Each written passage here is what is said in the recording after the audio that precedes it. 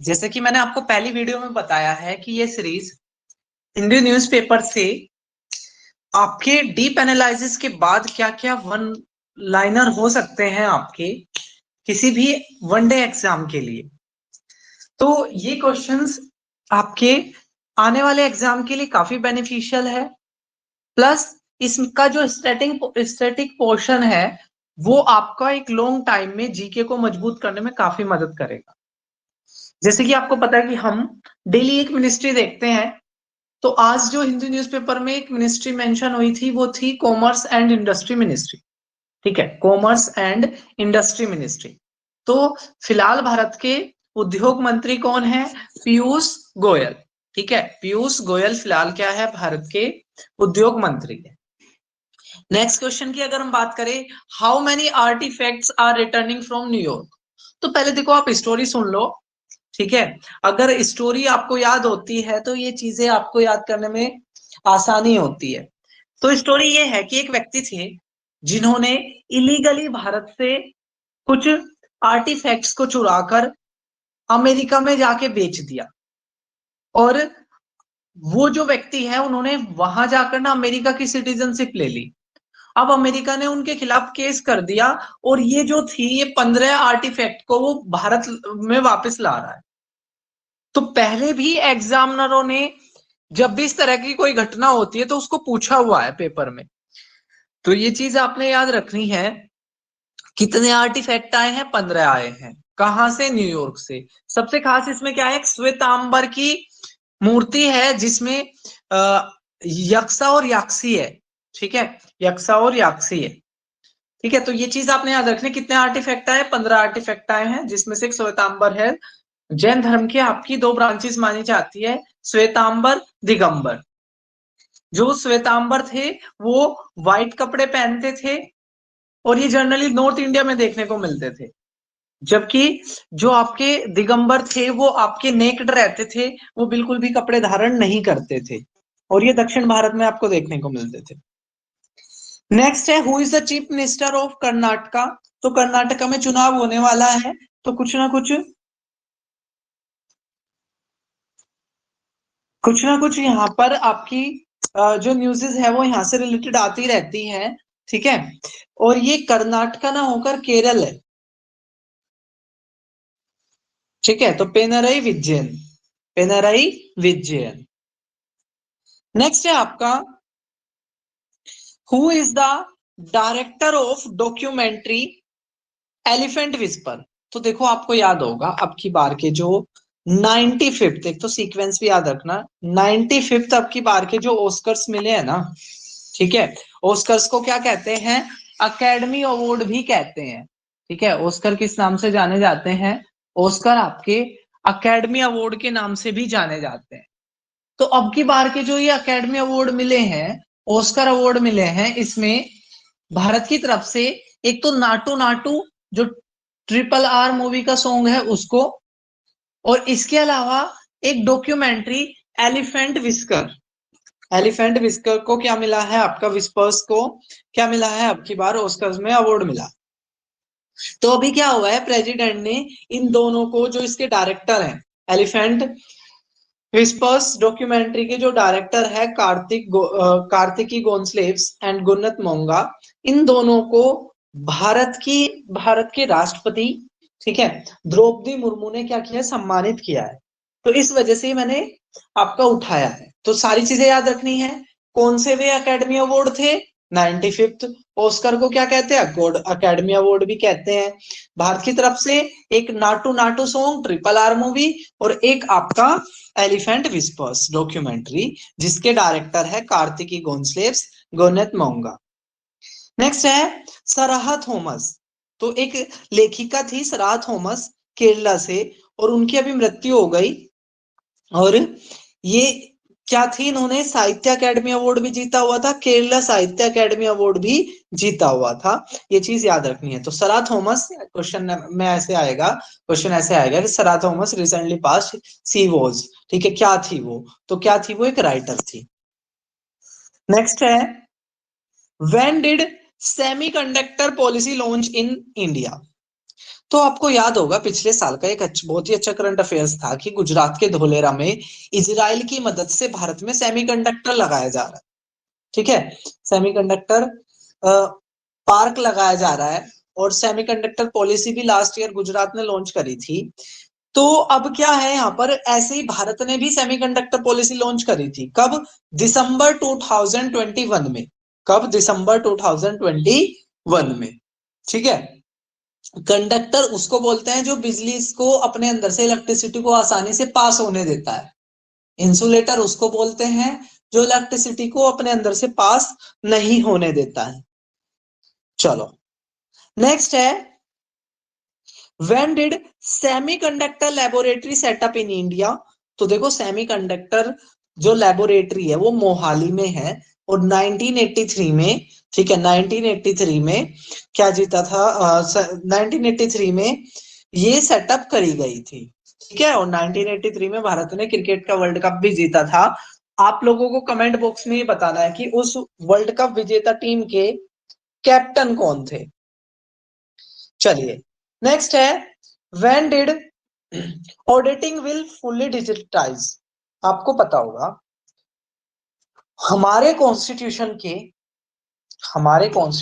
के जो पार्ट 5 है सेंट्रल गवर्नमेंट, ठीक है, पार्ट 5 है सेंट्रल गवर्नमेंट, उसके अंदर आर्टिकल 148 से 151 तक बात करी गई है कैग की, कंट्रोलर एंड ऑडिटर जनरल। इनका काम क्या होता है? इनका काम होता है सरकारी कंपनियों की ऑडिटिंग करना, यानी कि सरकारी कंपनियों ने कितना पैसा कहां कहां खर्च करा उसकी जांच करना कैग का बेसिकली काम होता है। तो अभी तक ये ऑडिटिंग जो होती थी ये फिजिकली होती थी, यानी कि फाइल कैग के पास पहुंची वो जांच कर रहे हैं। ठीक है, अब क्या होगा, ये जो ऑडिटिंग है इसको क्या किया जाएगा, इसको फुल्ली डिजिटाइज किया जाएगा, डिजिटल फॉर्म में होगी आपकी ऑडिटिंग। कब से? 1 अप्रैल 2023 से भारत में ऑडिटिंग क्या हो जाएगी आपकी, डिजिटाइज हो जाएगी। गिरीश चंद्र मुर्मू क्या है, फिलहाल भारत के कैग है, भारत के जो कैग है वो है गिरीश चंद्र मुर्मू। ठीक है, गिरीश चंद्र मुर्मू भारत के अभी कैग है और 1 अप्रैल 2023 से क्या हो जाएगी, फुल्ली डिजिटाइज हो जाएगी। ठीक है, नेक्स्ट है, और कैग को क्या कहा जाता है, guardian of public purse, guardian of public purse कहा जाता है। ठीक है, यानी कि सरकारी पैसे की, ठीक है, सरकारी जो कंपनियां होती है उनकी ऑडिटिंग, उनकी जांच करने का काम इनका होता है। नेक्स्ट है, अब की बार क्या किया गया है, जो मनरेगा है, ठीक है, मनरेगा है, मनरेगा में आंगनवाड़ी का जो भी निर्माण होगा उससे रिलेटेड जो भी काम होगा उसमें मनरेगा वर्कर को लगाया जाएगा। तो आपके एग्जाम की दृष्टि से वेरी वेरी इंपॉर्टेंट न्यूज है। ठीक है, आंगनवाड़ी में लगाया जाएगा किसको, मनरेगा वर्कर को। कितना परसेंट? 75% आंगनवाड़ी का काम शिफ्ट कर दिया जा रहा है किसके लिए, मनरेगा वर्कर्स के लिए। ठीक है, अगर मनरेगा की बात करें तो 2005 में मनरेगा एक्ट आया था, उस टाइम पर ये नरेगा था, national rural employment guarantee act, यानी कि गांव में आपको 100 दिन के रोजगार की सरकार आपको गारंटी देती थी। 2006 में ये लागू हुआ, 2 अक्टूबर 2006 को। फिर 2009 में इसमें महात्मा गांधी वर्ड भी जोड़ दिया गया, और अगर सरकार आपको 100 दिन का काम नहीं दिला पाती तो सरकार उल्टा आपको कंपनसेशन देती है। चलिए नेक्स्ट है, who is current law minister of India? Bharat के अभी कानून मंत्री कौन है? तो भारत के कानून मंत्री है किरण रिजिजू। ठीक है, किरण रिजिजू क्या है, अभी कानून मंत्री है। तो देखो आज हमने 2 मिनिस्ट्री देख ली, ऐसे ऐसे धीरे धीरे हम सारी मिनिस्ट्री देख लेंगे और आपको बार बार रिवाइज होता रहेगा। जैसे हमने देखा था, पहला ही क्वेश्चन अपना था कॉमर्स मिनिस्टर पीयूष गोयल, अब हमने देख लिया लॉ मिनिस्टर किरण रिजिजू, कल हमने एजुकेशन मिनिस्टर भी देखे थे धर्मेंद्र प्रधान। ठीक है, अब आप लोगों को कमेंट बॉक्स में बताना है अश्वनी वैष्णव के पास कौन सा डिपार्टमेंट है। चलो नेक्स्ट क्वेश्चन कह रहा है when did financial aid scheme for refugee from Pakistan started. तो सेंट्रल गवर्नमेंट ने क्या किया था, 2018 में एक स्कीम शुरू करी थी। इनका कहना था ये कि सरकार क्या करेगी, 5,000 रुपए मंथली देगी उन रिफ्यूजीज को जो पाकिस्तान से भारत आने को लेकर मजबूर हो गए थे 1947 में। 1947 में जो व्यक्ति पाकिस्तान से भारत आने को मजबूर हो गए थे, उन रिफ्यूजीज को सेंट्रल गवर्नमेंट 5,000 रुपए देगी। ठीक है, तो ये शुरू हुई थी 2018 में, जिसको 31 मार्च 2023 तक एक्सटेंडेड कर दिया गया था। और इस साल के बजट में ये पैसा कितना रखा गया है इस स्कीम के लिए, 25,000 करोड़। ठीक है, 25,000 करोड़ अब की बार का क्या रखा है, इसका पैसा रखा। चलो नेक्स्ट अगर हम बात करें,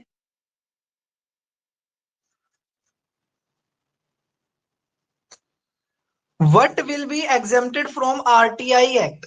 एक होता है आपका right to information, right to information, सूचना का अधिकार।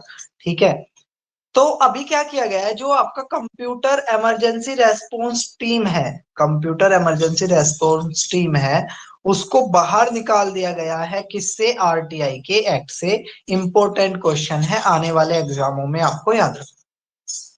नेक्स्ट बहुत अच्छा क्वेश्चन है, who is the world largest exporter. Hindu में इसका पूरा एक एडिटोरियल आया था, तो आपको पता होना चाहिए ऑस्ट्रेलिया सबसे बड़ा क्या है, एक्सपोर्टर है किसका, लिथियम का। और सबसे ज्यादा किसको देता है, सबसे ज्यादा ये देता है चाइना को। ठीक है, और एंथोनी एल्बनीज क्या है, अभी ऑस्ट्रेलिया के पीएम है। जो ब्रैकेट में मैंने डाला है एंथोनी एल्बनीज, ऑस्ट्रेलिया के क्या है, वो पीएम है। ठीक है, ऑस्ट्रेलिया की कैपिटल क्या है, ये आप लोगों को कमेंट बॉक्स में बताना है। नेक्स्ट है where did Russia will deployed strategic nuclear weapon. अब एक बहुत ही ज्यादा चर्चा का मुद्दा बना हुआ है स्ट्रेटेजिक न्यूक्लियर वेपन। ऑस्ट्रेलिया क्या कर रहा है, अपने न्यूक्लियर हथियारों को, अपने न्यूक्लियर हथियारों को अपने पड़ोसी सहयोगी देश बेलारूस में, ठीक है, क्या कर रहा है, शिफ्ट करने को कह रहा है। उसका कहना है कि जब नाटो के बाकी कंट्री यूक्रेन को मदद कर रहे हैं, ठीक है, तो वो भी क्या करेगा, बेलारूस में अपने हथियारों को रख देगा ताकि अटैक करने में इजी रहे। तो यहाँ पर मैंने बेलारूस के प्रेसिडेंट जोड़े हैं, आपने याद रखने हैं, अलेक्जेंडर लुकान्स्को। ठीक है, अलेक्जेंडर लुकान्स्को क्या है, आपके बेलारूस के प्रेसिडेंट है। ठीक है, नेक्स्ट है what will join by UK. UK को अभी, यूके जो है वो अभी कौन से एग्रीमेंट को ज्वाइन कर रहा है, तो comprehensive and progressive agreement for trans Pacific partnership. Comprehensive and progressive agreement for trans Pacific partnership. जो आपका पैसिफिक, देखो आपको पता होगा ब्रेक्जिट, यानी कि जो यूरोपियन यूनियन है, यूरोप के कुछ देशों ने इकट्ठा होकर एक संघ बनाया था, यूरोपियन यूनियन। सिंगल मार्केट बनाने के लिए, एक देश से दूसरे देश में व्यापार को इजी बनाने के लिए उन्होंने ऐसा बनाया था। ब्रिटेन इससे बाहर निकल गया था, जिसे ब्रेक्जिट के नाम से भी जानते हैं। अब जब ब्रिटेन बाहर निकल गया तो वो अपने तरीके से अपनी पॉलिसी बना रहा है। तो अभी वो क्या करने जा रहा है, पैसिफिक के आसपास एक ट्रेड का एग्रीमेंट करने जा रहा है, जिसका नाम है comprehensive and progressive agreement for trans Pacific partnership. Next है who is the current chief of NATO. देखो ये मैंने क्वेश्चन क्यों डाला है, पहली तो बात, नाटो के चीफ है जेंस स्टोल्टन। जेंस स्टोल्टन नाटो के चीफ है। ये मैंने इसलिए डाला है क्योंकि अभी नाटो को ज्वाइन कर रहा है फिनलैंड। ठीक है, नाटो को ज्वाइन करने वाला लेटेस्ट कंट्री बनने वाला फिनलैंड। नाटो क्या है, नाटो आपके कोल्ड वॉर में, ठीक है, या सेकेंड वर्ल्ड वॉर के बाद, ठीक है, यूरोपियन कंट्री को समझ में आ गया था कि अमेरिका से अकेले कोई देश नहीं लड़ सकता, या पावरफुल जो कंट्री है उनसे ना, या रसिया जो है, ठीक है, तो उन्होंने क्या किया, एक ग्रुप बना लिया। ठीक है, नाटो ग्रुप बना लिया।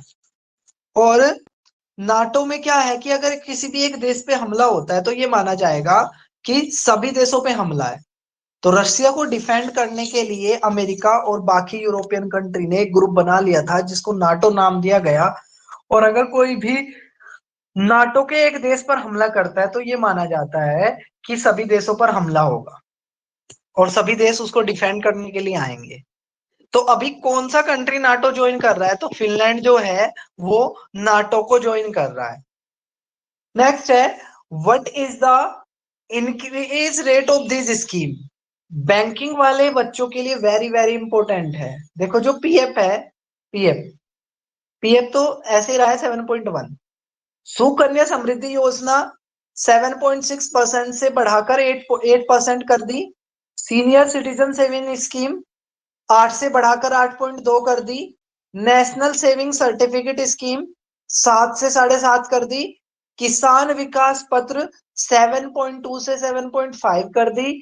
मंथली इनकम स्कीम 7.1 से 7.1 से 7.4 कर दी। तो ये चीज आपने याद रखनी है, बैंकिंग वालों के लिए वेरी वेरी इंपॉर्टेंट है ये वाला क्वेश्चन।